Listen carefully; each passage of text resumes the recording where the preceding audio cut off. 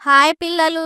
Welcome to my YouTube channel Telugu life tales. ఈరోజు చెప్పబోయే కథ పేరు పిట్టల పంచాయితీ.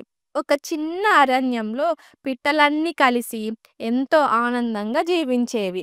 అవి ఉదయం తమ కోసం ఆహారం తెచ్చుకొని, సాయంత్రం చెట్లపై కూర్చొని గానాలు పాడుతూ సరదాగా గడిపేవి. కానీ ఒకరోజు ఆ ఆనంద సమాజంలో గొడవ ప్రారంభమైంది. మొదటి పిట్ట మయూరి గొడవ మొదలుపెట్టింది. నా పెంచుకోటి చెట్టు నీడ అందరికంటే బాగుంటుంది. అందరూ నా చెట్టుకే రావాలి అని అంటుంది. రెండో పిట్ట చిలుక వెంటనే స్పందించి, ఇది తప్పు. నా చెట్టు పండ్లు బాగా రుచిగా ఉంటాయి. అందరూ నా చెట్టుకే రావాలి అని అంటుంది. మిగతా పిట్టలు తమ తమ చెట్ల గొప్పతనం గురించి వాదించడం ప్రారంభించాయి.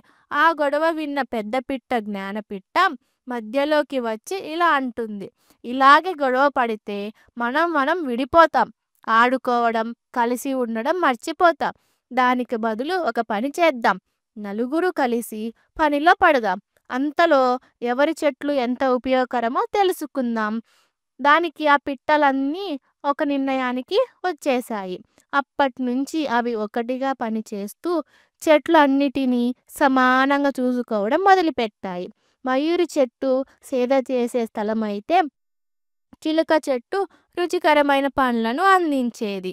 జ్ఞానపిట్ట వాటిని చూసి మురిసిపోయేది. మనలో ఏ ఒక్కటి కూడా ఇతరుల కంటే ఎక్కువ కాదు. మనమందరం కలిసి ఉన్నప్పుడే అరణ్యం ఆనందంగా ఉంటుంది అని చెప్పింది.